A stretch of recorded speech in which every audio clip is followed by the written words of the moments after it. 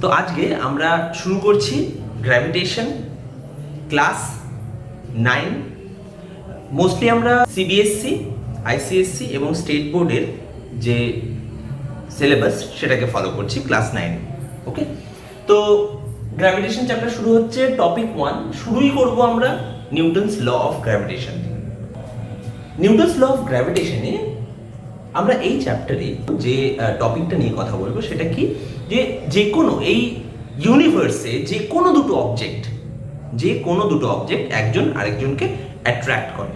আমরা প্রথম কোথা থেকে দেখলাম এই জিনিসটা? আমরা দেখলাম যে যখন গাছ থেকে একটা ফল পড়ে সেটা উপরে চলে যায় না, সেটা নিচে আসে। এখান থেকে স্যার আইজ্যাক নিউটন উনি ভাবলেন, প্রথম এটা ওনার মাথায় আসলো যে কেন এই ঘটনাটা ঘটে।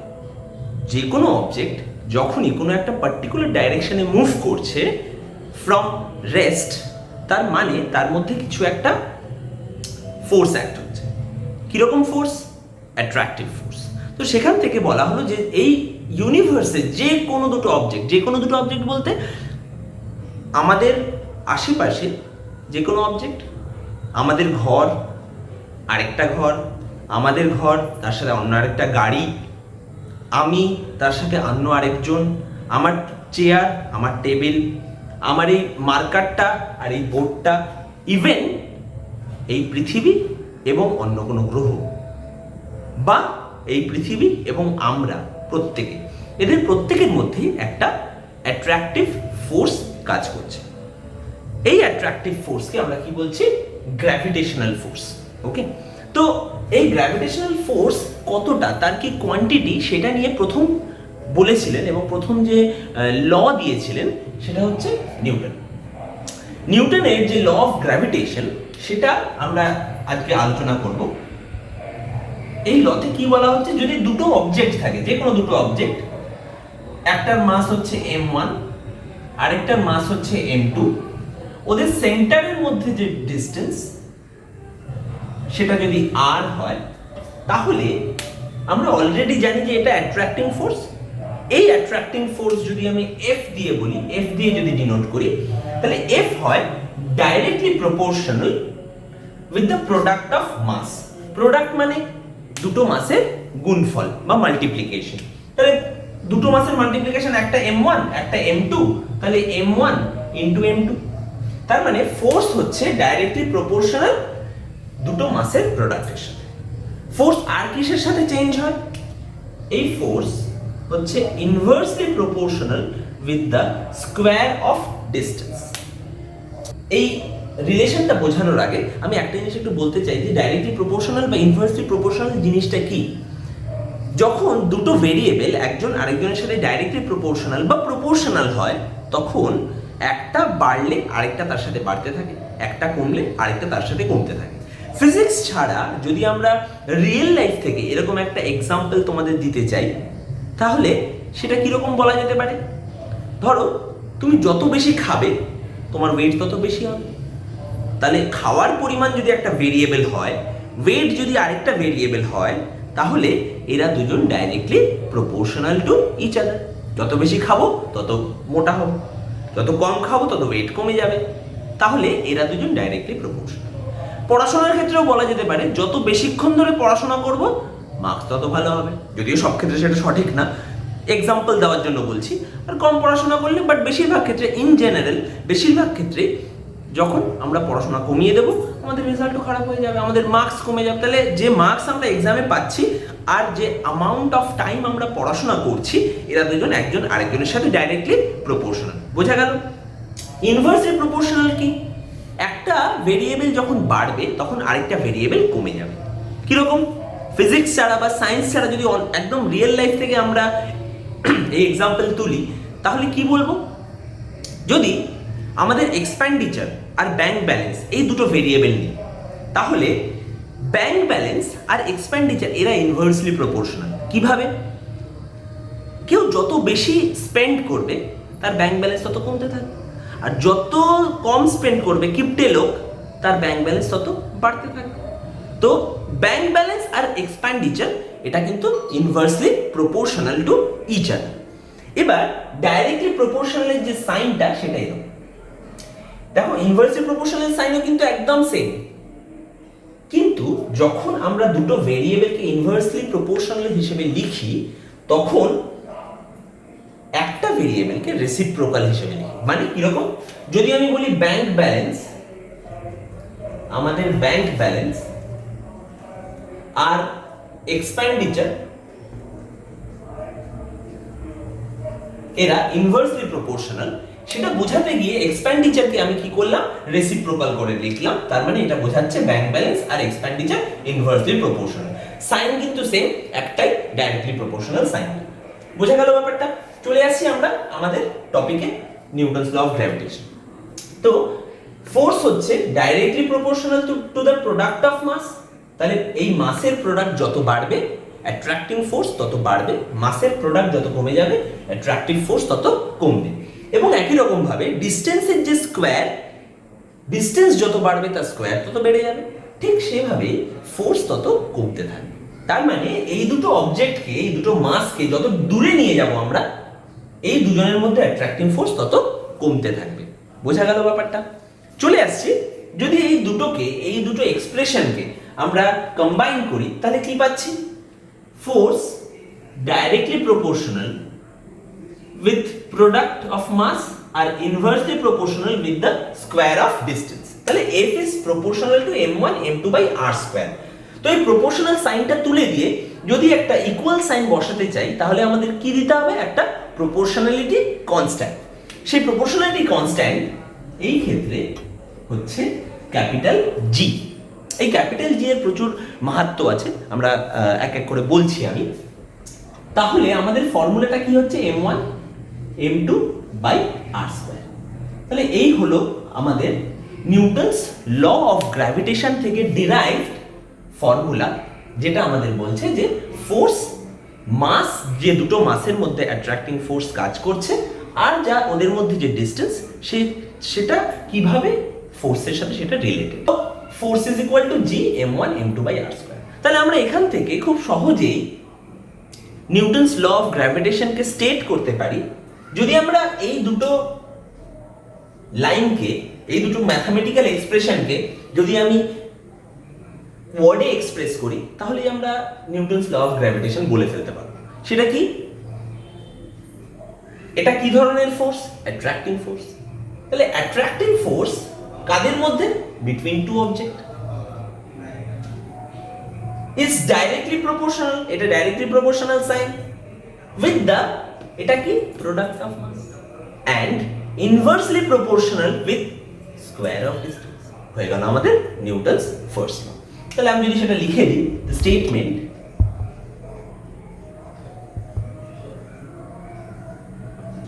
এখান থেকে আমরা স্টেটমেন্টটা বলে দিলাম, স্টেটমেন্টটা তোরা সবাই লিখে নে। তো নিউটনস ল অফ গ্র্যাভিটেশনের যে স্টেটমেন্টটা সেটা বলা হয়ে গেছে, সেটা কিন্তু একটা স্ক্রিনশট নিয়ে নিবি এবং যখন আমি পড়াচ্ছি অবভিয়াসলি একটা কপি রাখ এবং আমি যা যা লেখাচ্ছি, যা যা বোঝাচ্ছি তার সাথে সাথে সেটা লিখতে থাক, ওটা ইটসেলফই একটা নোটস হয়ে যাবে। আচ্ছা, তো পেয়ে গেছি F is equal to G m1 m2 by r square, যেখানে জি হচ্ছে একটা প্রপোর্শনালিটি কনস্ট্যান্ট। এই ক্ষেত্রে জি যে প্রপোর্শনালিটি কনস্ট্যান্টটা তার নাম কি? ইউনিভার্সাল গ্র্যাভিটেশনাল কনস্ট্যান্ট, জিকে আমরা এটা বলি। আচ্ছা, একটা কোয়েশ্চেন স্বভাবতই আসতে পারে যে ইউনিভার্সাল কেন, কেন এই কনস্ট্যান্টটার নাম ইউনিভার্সাল? আমরা একটা কোয়েশ্চেন দিতেই পারি, why G is called as universal constant. আরও অনেক কনস্ট্যান্ট আছে, তাদেরকে কিন্তু ইউনিভার্সাল কনস্ট্যান্ট বলা হয় না। জিকে কেন ইউনিভার্সাল কনস্ট্যান্ট বলা হয়? কারণ জি যে কনস্ট্যান্টটা, এটা যে কোনো মিডিয়ামে through out the universe constant থাকে। মানে এই যে সিস্টেমটা আমি দেখিয়েছি তোদেরকে, এই সিস্টেমে এই দুটো মাসের মধ্যে যদি এয়ার থাকে, যদি ভ্যাকিউম থাকে, যদি ওয়াটার থাকে বা অন্য যে কোনো মিডিয়াম থাকে, যদি আমি ওদের মাস আর ডিস্টেন্স, ওদের মধ্যেকারের ডিস্টেন্স যদি চেঞ্জ না করি তাহলে ফোর্স এর কোনো চেঞ্জ হবে না। ফোর্স উইল রিমেইন আনঅল্টার্ড, আনচেঞ্জড, ফোর্সের কোনো রকম চেঞ্জ হবে না। দ্যাটস ওয়াই এই যে কনস্ট্যান্টটাকে, এটাকে ইউনিভার্সাল কনস্ট্যান্ট বলা হয়, কারণ ইউনিভার্সের যে কোনো মিডিয়ামে যে কোনো জায়গাতে জি এর ভ্যালু সবসময় সেম থাকে। তাহলে এই কোয়েশ্চেনের আনসার কি পেলাম? Why G is called as universal constant? Because the value of G remain unchanged throughout all the medium among the universe. এবার যখনই আমরা বলছি যে জি কেন কনস্ট্যান্ট, সব জায়গাতে জি কনস্ট্যান্ট থাকে, তারপরে আমাদের নেক্সট কোয়েশ্চেন চলে আসছে, তাহলে জি এর ভ্যালু কত? জি এর ভ্যালু হলো 6.67 ইন্টু 10⁻⁻11 এসআই ইউনিট আর 6.67 ইন্টু 10⁻⁻8 সিজিএস ইউনিট। আচ্ছা, আমি লিখে দিয়েছি এসআই ইউনিট আর সিজিএস ইউনিট, ইউনিটের কিন্তু আলাদা করে কোনো নাম দেওয়া হয়নি। তাহলে আমাদেরকে ইউনিটও বার করতে হবে। কি করে ইউনিট বার করব সেটার একটা প্রসেস শিখিয়ে দিচ্ছি, যেটা কিন্তু শুধুমাত্র এই ফর্মুলার জন্য না, অন্য যে কোনো রকম ফর্মুলার জন্য সেটা একদম সেম থাকবে। যেটা এসআই ইউনিট আমরা বার করব সেটাকে বাঁ পাশে রাখ, বাকি সব কিছুকে ডান পাশে নিয়ে আয়। তাহলে জি যদি একদিকে থাকে আর বাকি সব কটা ভেরিয়েবলকে যদি অন্যদিকে নিয়ে যায়, তাহলে কি হবে? G is equal to F R square divided by m1 into m2। এখানে এফ ফোর্স, আর হচ্ছে ডিস্টেন্স, মাস, এই দুটো মাস, তাই তো? তাহলে এবার প্রত্যেকটার ইন্ডিভিজুয়ালি তুই যদি এসআই ইউনিট বসাস, তাহলে তুই জি এর এসআই ইউনিট পেয়ে যাবি, আর যদি প্রত্যেকের ইন্ডিভিজুয়ালি সিজিএস ইউনিট বসাস, তাহলে তুই পেয়ে যাবি জি এর সিজিএস ইউনিট। কীরকম দেখি তাহলে? এটার এসআই ইউনিট নিউটন, আর মানে ডিস্টেন্স, তাহলে মিটার স্কোয়ার, m1 আর m2 এসআই ইউনিটে মাস হচ্ছে কেজি, তাহলে কেজি ইন্টু কেজি মানে কেজি স্কোয়ার। তাহলে আমরা বলতে পারি SI unit of G is newton metre square kg to the power -2। আর সিজিএস ইউনিট, নিউটনটা সিজিএস এ কি হয়ে যাবে? ডাইন, সেন্টিমিটার স্কোয়ার, কেজিটা হয়ে গেল গ্রাম টু দি পাওয়ার -2। বোঝা গেল? তাহলে newton metre square kg to the power -2, CGS এ dyne centimetre square gram to the power -2। আরও একটা ভাবে লেখা যেতে পারে, যদি নিউটনকে আরও ভাঙি, নিউটনকে যদি ভাঙি তাহলে কি পাচ্ছি? নিউটন মানে হচ্ছে ফোর্সের ইউনিট, ফোর্স মানে মাস ইন্টু অ্যাক্সিলারেশন, মাস এর ইউনিট হলো কেজি, অ্যাক্সিলারেশনের unit metre per second square, তাই তো? যদি আমরা সেভাবে লিখি তাহলেও আমরা সিজিএস আর এসআই ইউনিট পেতে পারি, সেটা আমি এখানে দেখাচ্ছি। যদি নিউটন মিটার স্কোয়ার আর কেজি স্কোয়ারকে না লিখে আমরা নিউটনটাকে বাদ দিয়ে নিউটনের বদলে আমরা লিখলাম KG metre second to the power -2 into metre square divided by KG square. বাকি সব সেম রাখলাম, মিটার স্কোয়ার, কেজি স্কোয়ার। শুধু ফোর্সকে নিউটন না লিখে আমরা কি লিখলাম? মাস ইন্টু অ্যাক্সিলারেশন মানে KG metre per second square. তাহলে এখানে একটা কেজি, এখানে দুখানা, তাহলে এইটা একটা কেটে গেল, এটা একটা কেটে গেল। ইউনিটটা কি হচ্ছে? কেজি টু দি পাওয়ার -1, এই একটা মিটার, এখানে দুটো, তাহলে metre cube second to the power -2। তো এসআই ইউনিট হয়ে যাচ্ছে kg to the power -1 metre cube S to the power -2, আর সিজিএস ইউনিট হচ্ছে gram to the power -1 centimetre cube আর এস টু দি পাওয়ার -2। তাহলে আমরা যে কোনো একটা ইউজ করতে পারি, either newton metre square kg to the power -2 বা এটা, এবং সিজিএস এর ক্ষেত্রেও একই রকমভাবে। আমরা এসআই ইউনিট সিজিএস ইউনিট দুটোই পেয়ে গেছি। আমি জি এর ভ্যালু বলেছিলাম 6.67 into 10 to the power -11 SI unit. এখন কি লিখে দিতে পারি? Newton metre square kg to the power -2। আর সিজিএস এ কি লিখতে পারি? 6.67 into 10 to the power -8 dyne centimetre square gram to the power -2। এই ছিল আমাদের নিউটনস ল অফ গ্র্যাভিটেশন। এই টপিকের ওপর যে ধরনের নিউমেরিক্যালস থাকে সেগুলো একটু ডিসকাস করে নিই।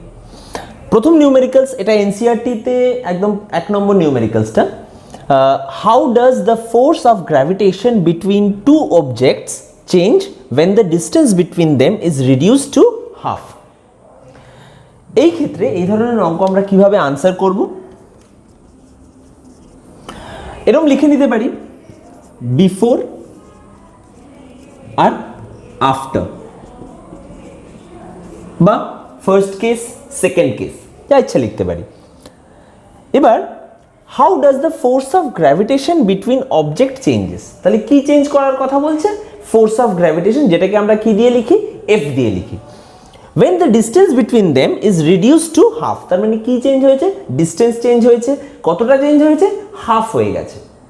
তার মানে ডিস্টেন্স প্রথমে ছিল কত, যদি ডি ধরে নিই, বা ডিস্টেন্স যদি আমি আর ধরে নিই, তাহলে পরে চেঞ্জ হয়ে কত হয়েছে, r/2।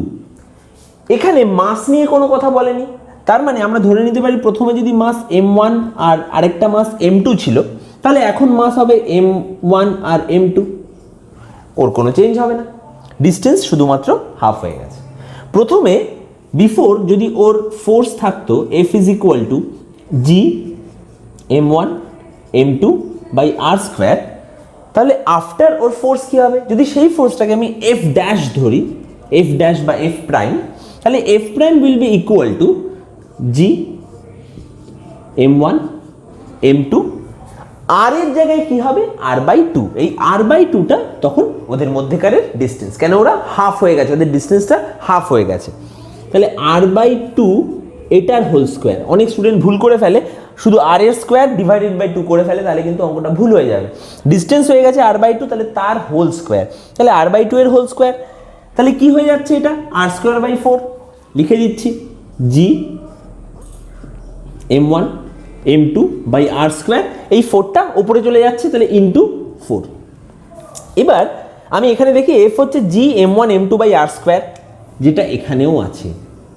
তাহলে আমরা এই g m1 m2 r স্কোয়ারকে কি f লিখতে পারি, কারণ এখানে এটা f আছে, তাহলে এইটাকে যদি f লিখে দিই, তাহলে f prime will be equal to f into 4।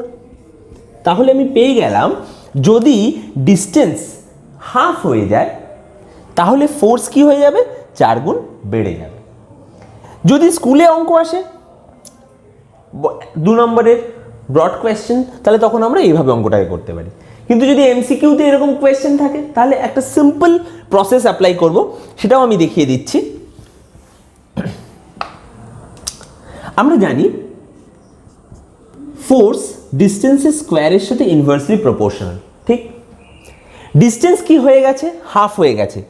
যেটা চেঞ্জ হয়েছে, ডিস্টেন্স চেঞ্জ হোক, মাস চেঞ্জ হোক, যাই চেঞ্জ হয়ে থাকুক, সেই জায়গাতে সেই ভ্যালুটা বসিয়ে দেবো। এই ক্ষেত্রে ডিস্টেন্স চেঞ্জ হয়েছে, তাহলে আরেক জায়গাতে ওই ভ্যালুটা বসিয়ে দিই, হাফ বসিয়ে দিচ্ছি, তাহলে কি হবে, 1/2 হোল স্কোয়ার। 1/2 হোল স্কোয়ার মানে কি, 1/4। এই 4টা কোথায় চলে যাবে, ওপরে, তাহলে কি হয়ে যাচ্ছে, এটা 4।